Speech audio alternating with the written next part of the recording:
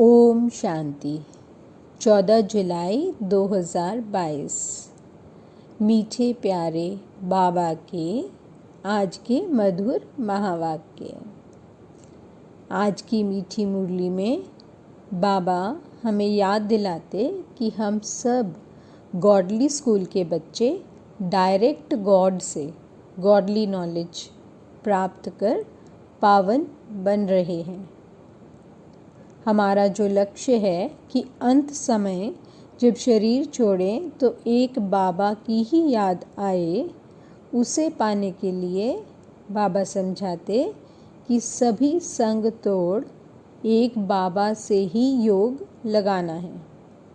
अपने असली स्वधर्म में टिक अशरीरी बन बाबा के देश को बाबा सहित याद करना है। साइलेंस में रहना है। रॉयल घराने में आने के लिए हमें अपना सब कुछ बाप हवाले कर बाप समान पवित्र बनना है। बाबा बताते कि कुछ बच्चों की बार बार खुशी गायब हो जाती है। उसका कारण है कि वो उल्टा योग लगाते हैं। परम पिता परमात्मा जो आनंद का सागर है, उनसे ही योग नहीं लगाएंगे तो आनंद कैसे आएगा। फिर बाबा समझाते कि किन बच्चों के खजाने सदा बढ़ते हैं। जो बच्चे समय पर हर खजाने को काम में लगाते हैं, उन्हीं के खजाने बढ़ते हैं। आज बाबा ने विशेष समझानी दी कि दूसरी आत्माओं से हमारे स्वभाव और विचारों में अंतर होते हुए भी हमारे स्नेह में अंतर नहीं होना चाहिए। चलिए सुनते हैं आज के बाबा के मीठे मीठे मधुर महावाक्य। बाबा कहते हैं, मीठे बच्चे सब संग तोड़ मुझ एक बाप से योग लगाओ तो तुम मेरी पुरी में आ जाएंगे। अंत मते सोगति हो जाएगी। प्रश्न: जो साइलेंस की अवस्था में जाने का पुरुषार्थ करते हैं, उन्हें क्या अच्छा नहीं लगता? उत्तर: उन्हें घड़ी का आवाज़ भी अच्छा नहीं लगता, क्योंकि स्वदेश इनकॉर्पोरियल वर्ल्ड में कोई भी आवाज़ नहीं है। इसलिए तुम वाणी से परे जाने का पुरुषार्थ करते हो। तुम्हें अशरीरी हो अपने स्वधर्म में टिकना है। बाबा के देश को बाबा सहित याद करना है। गीत भक्तों की फरियाद सुनो। भगवानुवाच यह है योग आश्रम। तुम यहाँ बैठे हो योग कमाने। यह परमात्मा तुम आत्माओं से इन ऑर्गन्स द्वारा बात कर रहे हैं। तुम आत्माएं अभी किसकी याद में बैठे हो? आत्मा कहती है, अहम आत्मा तत्त्वम। हम सब आत्माएं उस परम पिता परमात्मा की याद में बैठे हैं। यह योग किसने सिखाया? भगवानुवाच मैं सभी आत्माओं का पिता हूँ अथवा फादर हूँ। मैं इस शरीर द्वारा तुमको योग सिखलाने के लिए टीचर बना हूँ। यह तो सहज समझाते हैं। कहते हैं, जब जब अति धर्म ग्लानि होती है तब मैं आता हूँ। यह वही कल्प पहले वाले महावाक्य अति साधारण शरीर द्वारा रिपीट हो रहे हैं। कहते हैं, कल्प पहले भी यही महावाक्य उच्चारे थे, जिसकी गीता बनी हुई है। तो जब धर्म ग्लानि होती है अथवा अनेक धर्म आए उपस्थित होते हैं और देवता धर्म का एकदम नाम निशान गुम हो जाता है, देवता धर्म वाले अपने को हिंदू कहलाने लग पड़ते हैं। भल पूजते देवताओं को हैं, लेकिन कहलाते अपने को हिंदू हैं। जैसे देवता धर्म के बदले हिंदू धर्म रिप्लेस हो जाता है, इसको कहते हैं धर्म ग्लानि। जब वह एक दैवी धर्म का नाम निशान गुम हो जाता है, उसके बदले अनेक धर्म, मठ, पंथ निकल पड़ते हैं। यह वही कल्प पहले वाली गीता रिपीट हो रही है। यह भगवानुवाच दूसरा तो कोई कह नहीं सकता। वही आकर फिर वही गीता के महावाक्य रिपीट कर रहे हैं। यह महावाक्य और कोई शास्त्रों में नहीं है।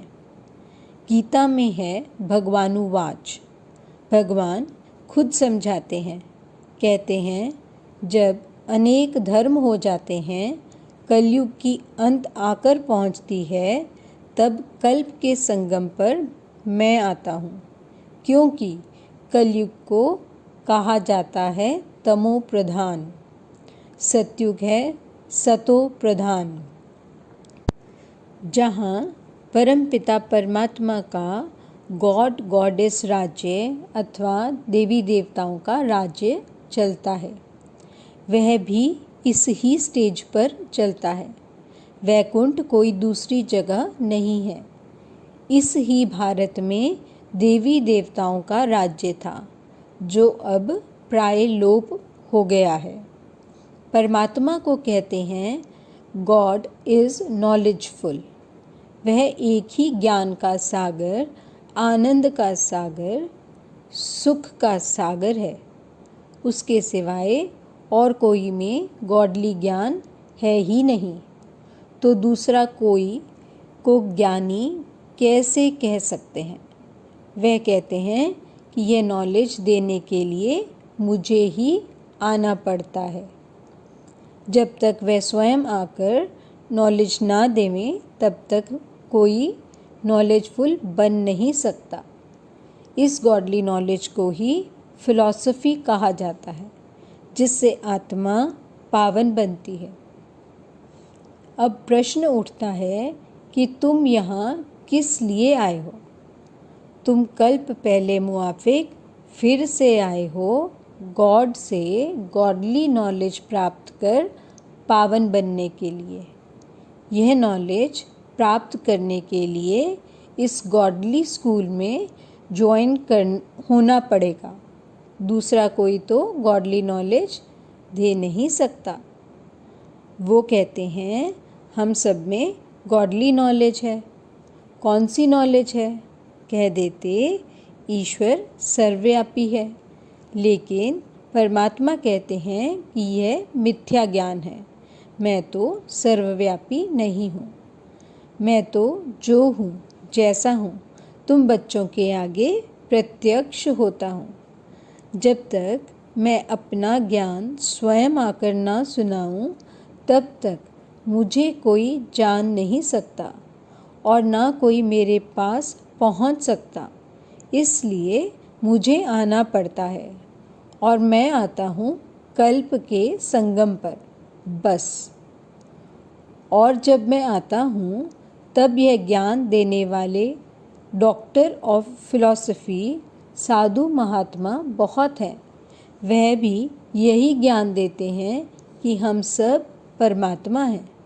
अब एक तरफ कहते हैं परमात्मा एक है, दूसरी तरफ उन्हों की अनेक मतें। अब किसको मानना चाहिए? उन्हों को गॉड ने तो मत नहीं दी ना। एक तरफ है गॉड की एक मत, दूसरे तरफ इतनी अनेक मतें। तब परमात्मा कहता है इतने सब अनेक मत को खलास कर एक मत स्थापन करने मुझे आना पड़ता है। कल्प कल्प का यह प्रोग्राम मेरा अनादि नूदा हुआ है। दूसरे किंग आदि का तो 8 दिन का प्रोग्राम रखते हैं, लेकिन परमात्मा का तो कल्प कल्प का प्रोग्राम अनादि गीता में नूदा हुआ है। ब्रह्मा के गुप्त वेश में ब्रह्मा तन में आकर कहते हैं कि मैं वही कृष्णपुरी स्थापन करता हूँ, जहाँ होली गॉड गॉडेस, राजा रानी तथा प्रजा होते हैं। तो वह स्थापन कर फिर कृष्ण के रूप में वहाँ जन्म लेते हैं। यह तो बिल्कुल साफ बता रहे हैं बच्चे, अब वही गीता का एपिसोड रिपीट हो रहा है। मौत है सामने, इसलिए सभी संग तोड़ मुझ एक परमात्मा से योग लगाओ, तो अंत मते सो गते होगी, तुम मेरी पुरी में आ जाओगे। परमात्मा इस तन में बैठ अपने बच्चों आत्माओं को कहता है, मीठे बच्चे, मैं अपने अनादि प्रोग्राम प्रमाण आया हूँ।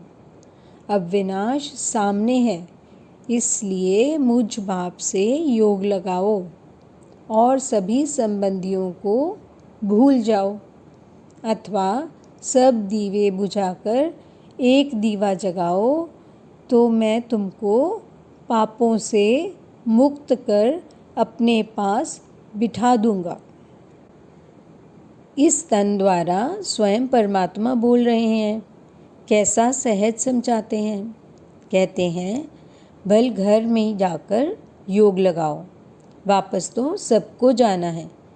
ऐसे तो नहीं कि सिर्फ बूढ़े जाएंगे, बच्चे बच जाएंगे। देखो, जापान में बॉम्ब छोड़ा तो छोटे बड़े जानवर, पंछी सब मर गए, या सिर्फ बूढ़े मर गए। वह तो छोटी रिहर्सल थी, अभी तो बहुत इम्प्रूवमेंट हो रही है। देख रहे हो ना, बॉम्ब्स तैयार हैं, हिस्ट्री रिपीट अवश्य होगी। तो तुम मुझ परमात्मा को याद करो, दूसरा ना कोई। जैसे मीरा को एक गिरधर ही याद था और सब लोक लाज कुल की मर्यादा छोड़ दी, वैसे ही तुम मुझ परमात्मा को याद करो। दूसरे जो मामा चाचा याद पड़ते हैं, उसका संन्यास करो। यह सब कलयुग के बंधन है। तुम मेरे से योग लगाने से ही मेरे से मिल सकते हो। जब अपने को बच्चा समझें, बाबा से योग लगाएं, तब वो खुशी आवे। लेकिन उल्टा योग लगाते तो वह खुशी नहीं आती।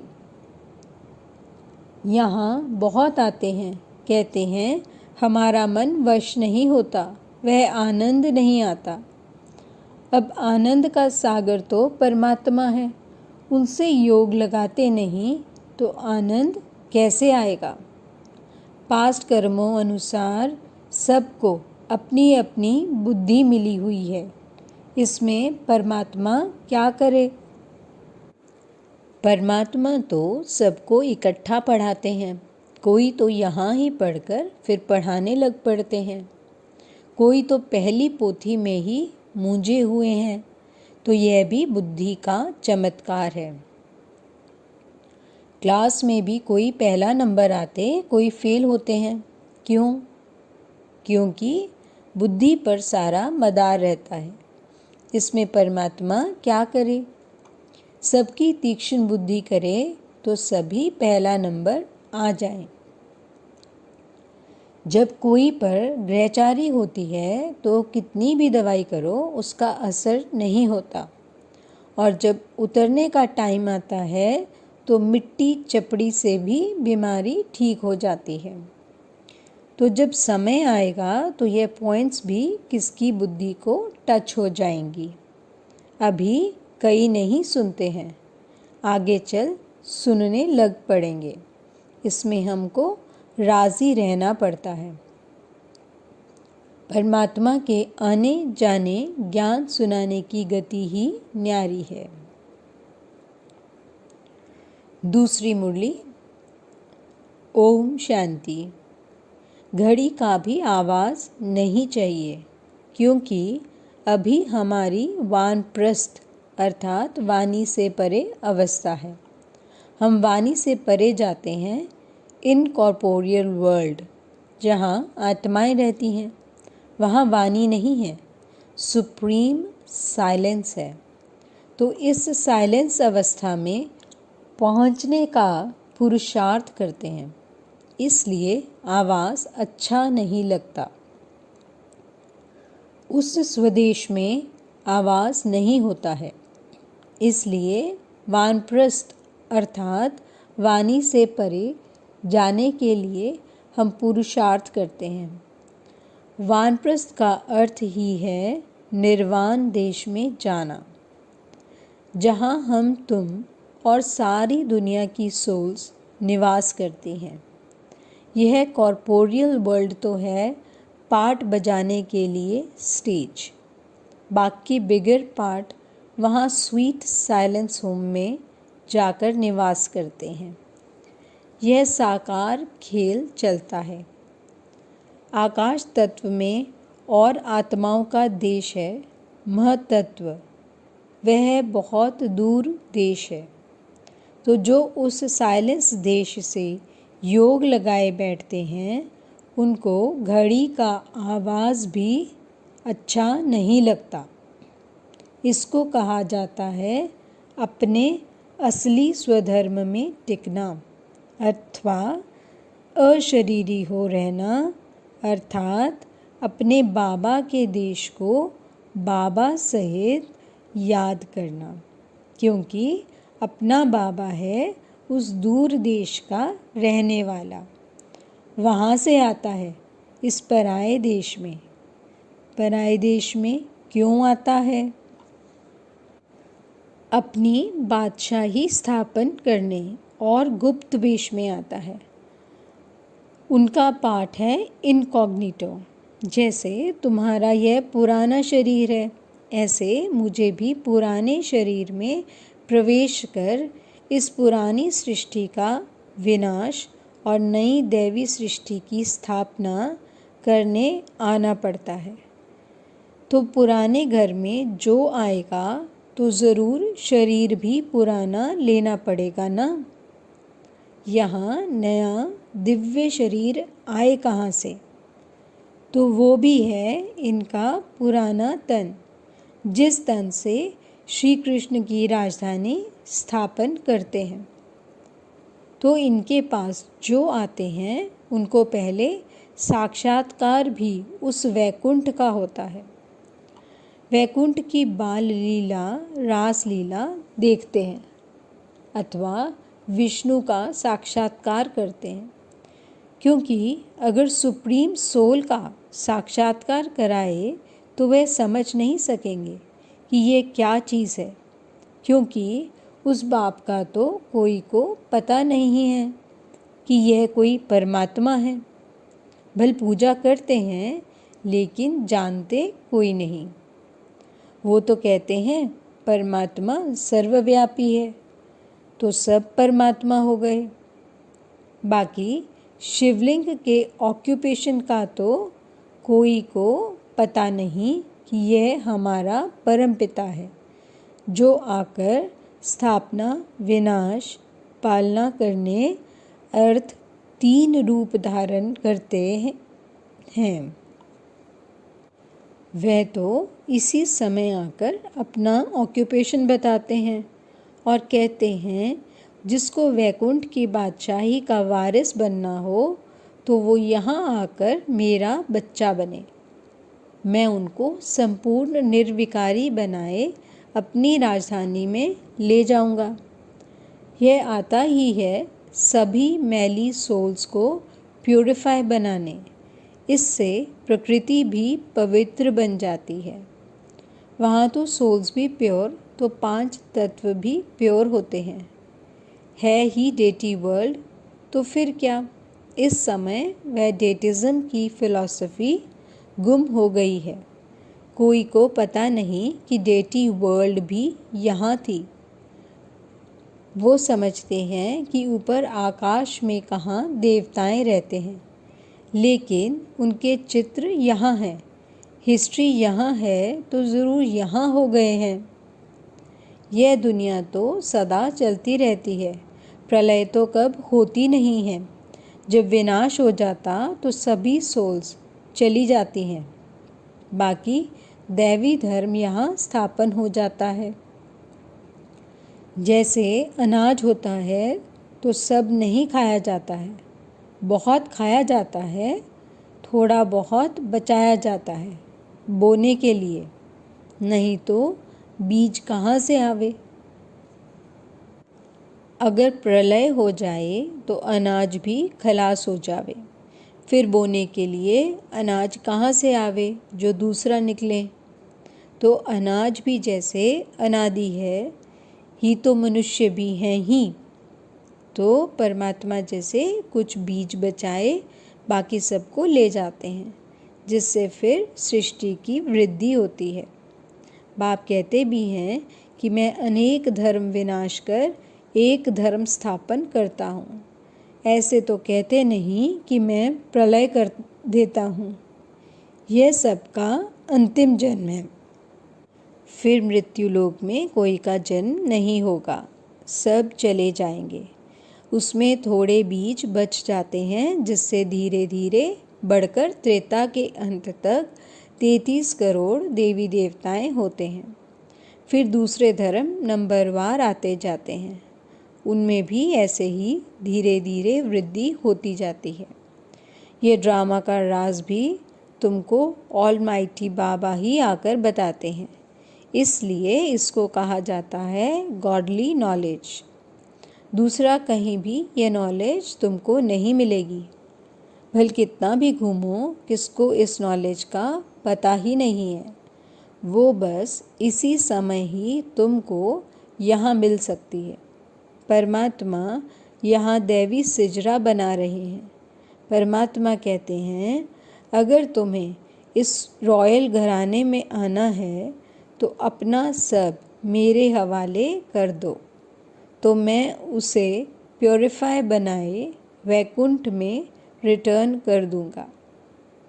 यह तो जानते हो बाबा अभी आए हैं, फिर कल्प बाद आएंगे, घड़ी घड़ी तो नहीं आएंगे। कहते हैं, बच्चे हम आए हैं तुमको स्वच्छ होली बनाने। वाइसलेस को ही होली कहा जाता है। बाकी ये जो बीड़ी, सिगरेट, शराब आदि पीते रहते हैं, उनको होली नहीं कह सकते। तुमको तो बाबा शिक्षक बनकर पढ़ाते भी हैं, तो बाप बनकर संभाल भी करते हैं। तुमको इनसे डबल आशीर्वाद मिलती है, गुरु की भी तो बाप की भी, दोनों का वर्षा तुम ले रहे हो। वो ऑलमाइटी बाबा इस तन द्वारा तुम्हारी स्थूल सूक्ष्म परवरिश करते रहते हैं, इसलिए कहते हैं कि इसके हवाले कर दो, तो ज्ञान अमृत से पवित्र बनाए अपने साथ ले चलूँगा। इसे ही कहा जाता है जीते जी मरना। लेकिन यह तो बहुत मीठा मौत है, जो अपने असली बाप की गोद में आ जाते हैं। कितना अच्छा समझाए, कितना समझाएं, फिर भी कह देते हैं मन मना भव मध्याजी भव। अच्छा, मीठे मीठे सिक्के लदे बच्चों प्रति माता पिता बाप दादा का याद प्यार और गुड मॉर्निंग। रूहानी बाप की रूहानी बच्चों को नमस्ते। हम रूहानी बच्चों की रूहानी बाप दादा को याद प्यार, गुड मॉर्निंग और नमस्ते। धारणा के लिए मुख्य सार। पहला पॉइंट, अपने असली स्वधर्म में टिक अशरीरी बन बाबा के देश को बाबा सहित याद करना है, साइलेंस में रहना है। दूसरा पॉइंट, रॉयल घराने में आने के लिए अपना सब कुछ बाप हवाले कर प्योरीफाई बनना है। वरदान। बाप द्वारा प्राप्त हुए सर्व खजानों को कार्य में लगाकर बढ़ाने वाले ज्ञानी योगी तू आत्मा भव। बाप दादा ने बच्चों को सर्व खजानों से संपन्न बनाया है, लेकिन जो समय पर हर खजाने को काम में लगाते हैं उनका खजाना सदा बढ़ता जाता है। वे कभी ऐसे नहीं कह सकते कि चाहते तो नहीं थे लेकिन हो गया। खजानों से संपन्न ज्ञानी योगी तू आत्माएं पहले सोचती हैं फिर करती हैं। उन्हें समय प्रमाण टच होता है, वे फिर कैच करके प्रैक्टिकल में लाती हैं। एक सेकंड भी करने के बाद सोचा तो ज्ञानी तू आत्मा नहीं कहेंगे। स्लोगन। स्वभाव और विचारों में अंतर होते हुए भी स्नेह में अंतर नहीं होना चाहिए। अच्छा। ओम शांति।